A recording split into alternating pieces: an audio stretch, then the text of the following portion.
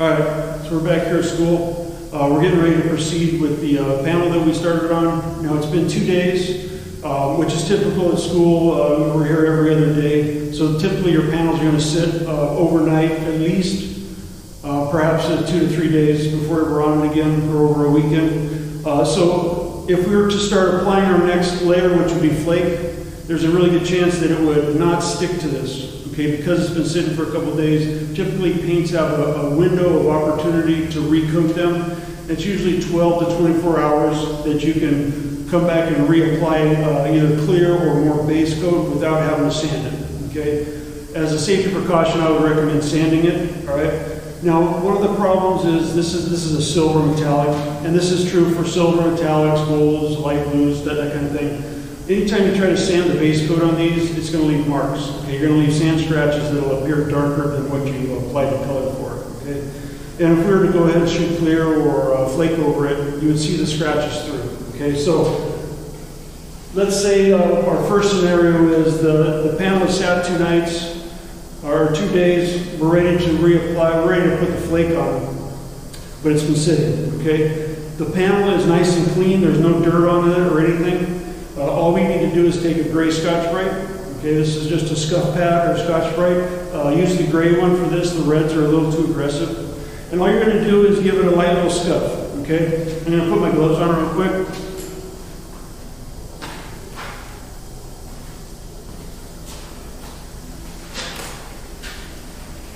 I don't want to get too many fingerprints and stuff on this, so I'll just put some gloves on. I'm going to take the scuff pad and lightly, I don't want to get too crazy. I just want to give it a light little scuff. And you're going to see some little scratches getting put in there. That's what we're looking for, okay? We're looking for the little scratches. And don't get too aggressive at this point. You can kind of dig into the base coat because it is soft. So you do want to be gentle, okay? And you want to be thorough. Make sure you get everything evenly. Look it over, use the reflection from the overhead lights to see what you're doing. Okay. And at this point, we're ready to apply another coat of silver and then the flake. Okay. So what it does is the next coat of silver that we put on will bite into this silver, hiding any of the scratches that we just put in with the scuff pad, and then the flake will adhere to the fresh base coat better than the dried base coat. Okay, and we should have less problems with delamination and peeling. Okay, now let's say that we have a couple little dirt nibs in here, little chunks of dirt, which is typical. Now will be the time to get it out. Okay, so you can use, I grabbed a piece of 1000 grit. It's kind of hard to see this cut where the 1000 is, but this is 1000 grit. You can use 800 grit. I wouldn't use anything too rough. I would say the 800 to 1000 grit range. You can use this with water or just dry. It's up to you. You cannot use water on water-based paint at this stage. It'll soften it up again, okay? So for that, you would use solvent like the degreaser on water-based to sand, which sounds kind of weird. But on the solvent base, you can use water. So it's kind of the opposite what you can do. So with this, very lightly, you don't want to get too aggressive because, again, the base coat is very sensitive right now. It's fragile, and you don't want to tear it up or dig into it. So carefully, you can use it, like I said, dry it with water. If you see a little piece of dirt, just give it a little scuff until you don't feel it anymore, until it's flat. Okay? So kind of look it over. And you're going to feel the paint's going to want to kind of ball up and roll up underneath you. That'll help. If you use water, that'll help with that problem. But I'm just doing a couple little nibs right here. All right, I don't want to get too aggressive and too many scratches in there. All right? So I'm happy with that. And you can see we have a second panel. This was the other panel we're doing at the same time. I'll do that at the same time, but I'll just show you the one panel. All right. So at this point, it's ready to go. What I would do, I don't like to take solvents at this point. I would rather just tack it off and put on another coat of silver. Let that flash off for maybe 20 minutes, 30 minutes, depending on the weather. It's a little warm today. And then we can start applying the flake. Okay. So I'll bring it back in when I've been here with the paint. And we'll shoot on a coat, let it dry, and we'll continue on. All right?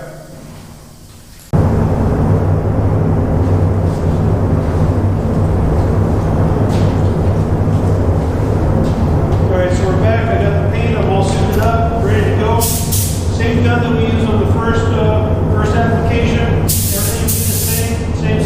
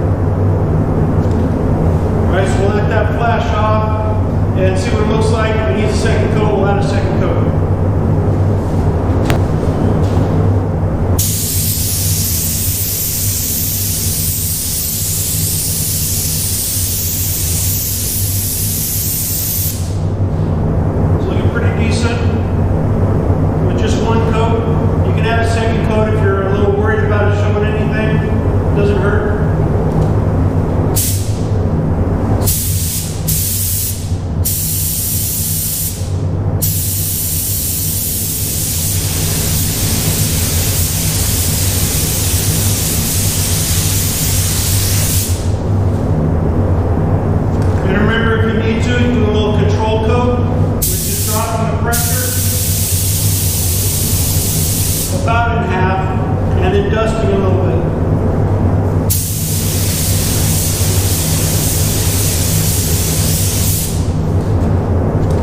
And I like to do that while the previous coat is still wet. That way it melts in. Okay. It looks a lot better right now, so we'll be good on this. When we come back on this one, we'll be ready for flake.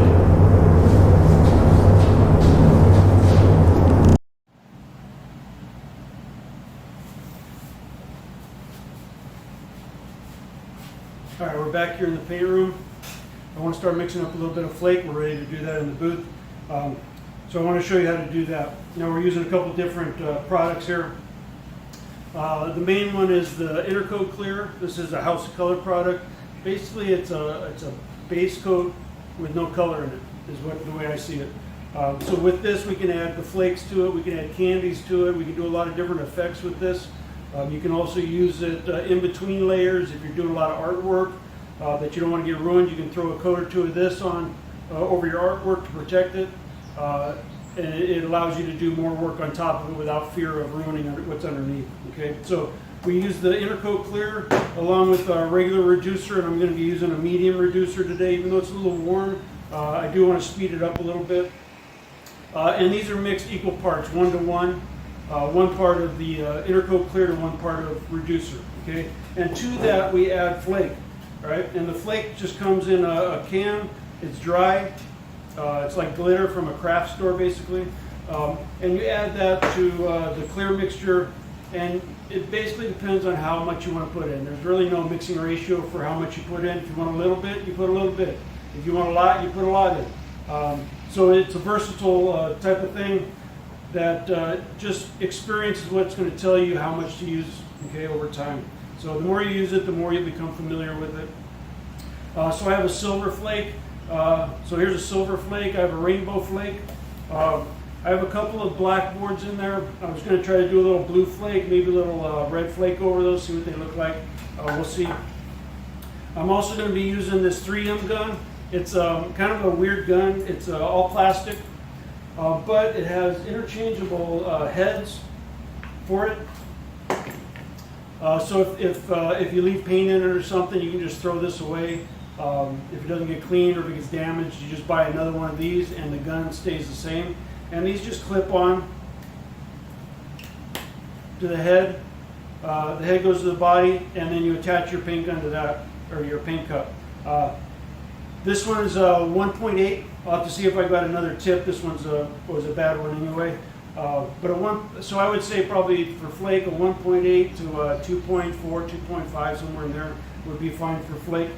So let me go see if I've got another tip for that also. But we're doing PPS cup liner, same thing we always do. And I typically mix up my clear first and then add the flake to it. So again, I'm just using the one of the scales on the side. It doesn't really matter if it's equal parts, 1 to 1. You can use any of them. You're just doubling whatever you put in there.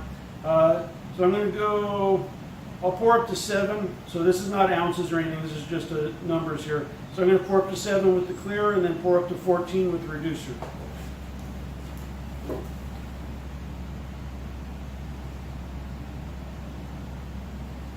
So 7.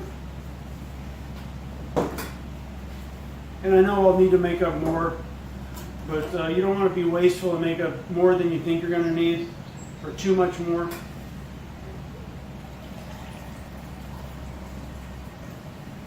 I always want to have enough material to finish the job, but I don't want to have a bunch of paint waste left over. So again, experience will tell you how much to make.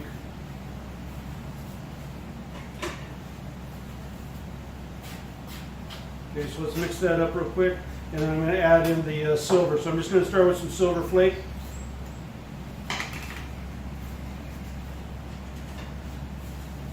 And it can be poured in, or I usually use a paint stick to kind of help it along here. Okay, so I'll add some, and then what I do is I just give it a nice stir and kind of see how concentrated it is. I prefer to build up the flakes slowly. If you go too heavy on the first coat or two and something goes wrong, it goes too heavy, it's uneven, it's really hard to fix. So I prefer to start out light and build it up slowly. That eliminates a lot of problems, okay? And that goes with flakes, with pearls, with candies. Start easy and then slowly build up to what you're trying to achieve, okay? Now, it looks like there's a lot of flake in there, but when I pull out the stick, I'm kind of looking to see how concentrated it is on the stick. Not too bad. I think I'll add just a little bit more.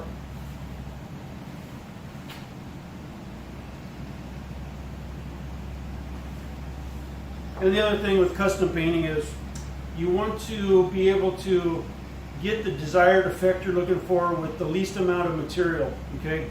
Now with custom painting, there's a lot of layers, there's a lot of steps, a lot of different colors, and it gets really thick by the time you're at the end, okay? So what you're trying to do during the process is put the least amount of material to get the desired effect you're looking for, okay? That eliminates a lot of problems with it going on too heavy, all right? So let's see what we got here. All right, I think we should give this a try. All right, seal that up a little bit. Now with the lids, they always have a strainer in there. Now with flake, you want to take the strainer out because I've tried it before on accident. I'll leave the strainer in and I'll start spraying, and all it sprays out is clear because it stops all the flake from coming through. So you want to make sure if you go in there and start spraying and it looks like clear, you probably forgot to take out the strainer, okay? So some of the newer ones are a little bit easier to take out. These old ones, sometimes I have to cut them out with a razor blade.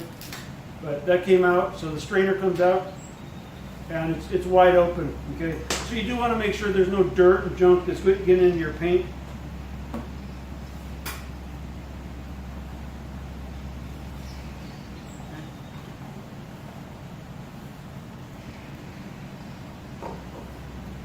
That one.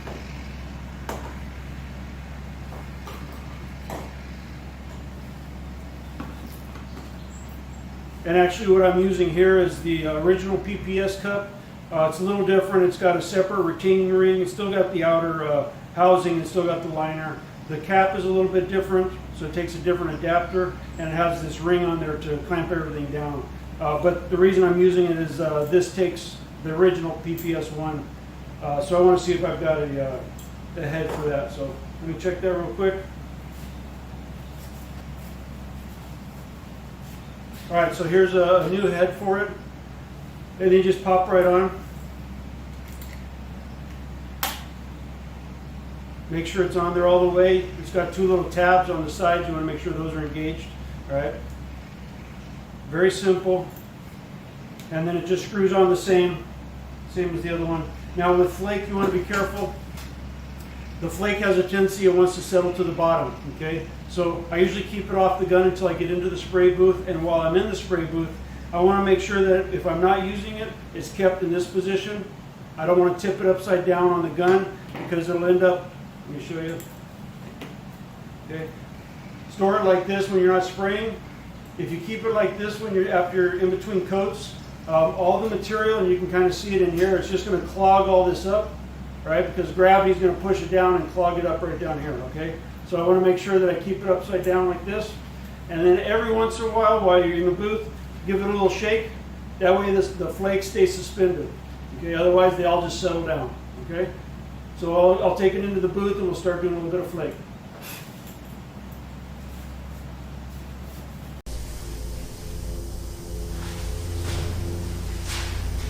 All right, we're back. We're ready to start doing the flake. So I've got the flake all set up in the gun. All right. We're ready to go. Again, we're using a 1.8 tip on this, so that it puts out enough flake. You can always use a bigger gun if you needed to, but this seems to work all right. Again, you want to keep it upside down when you're not using it, and then give it a shake every once in a while to keep it agitated. Now with the flake, I'm going to be a little bit further away. I'll probably be about 12 inches or so away from the surface. I just want to let the flake kind of fall down on there, and I want to be careful not to get streaks and heavy spots. So the further away you are, there's a less chance you'll be getting streaks in there, okay? Which would be heavy and light strips of flake, all right? So same pattern, everything's basically the same. I'm just going to be a little bit further away. With flake, I typically put on 4 coats or so, maybe 5 or 6, depending on the look you're going for. Again, you're trying to do it in the least amount of coats, but typically with flake, I find at least 4 coats. And again, you're doing it to whatever you're looking for. So if you're just looking for a little bit of a flake, you just do a couple coats. I like a lot of flake, so I'll go on the heavier side and put on a few extra coats. All right, so let's get going.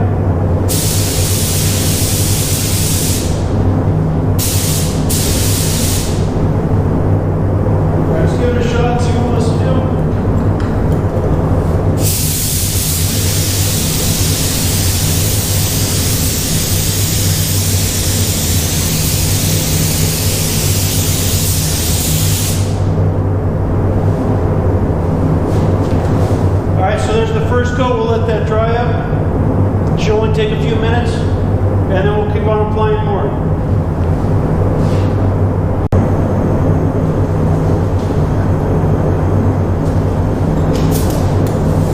Yeah, I think we're ready for the second coat. Again, I just check on the side of the bench.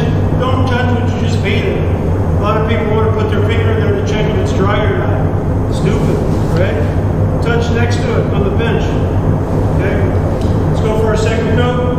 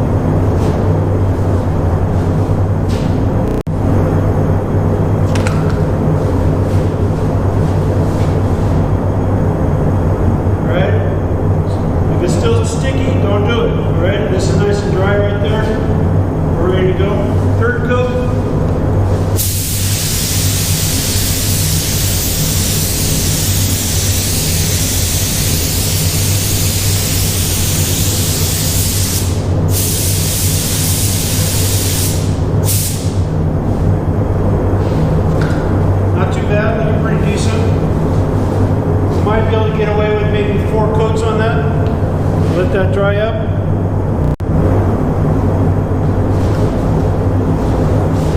Alright. So it's taking about 5 minutes in between coats, even on a warm day. So we're ready for the fourth.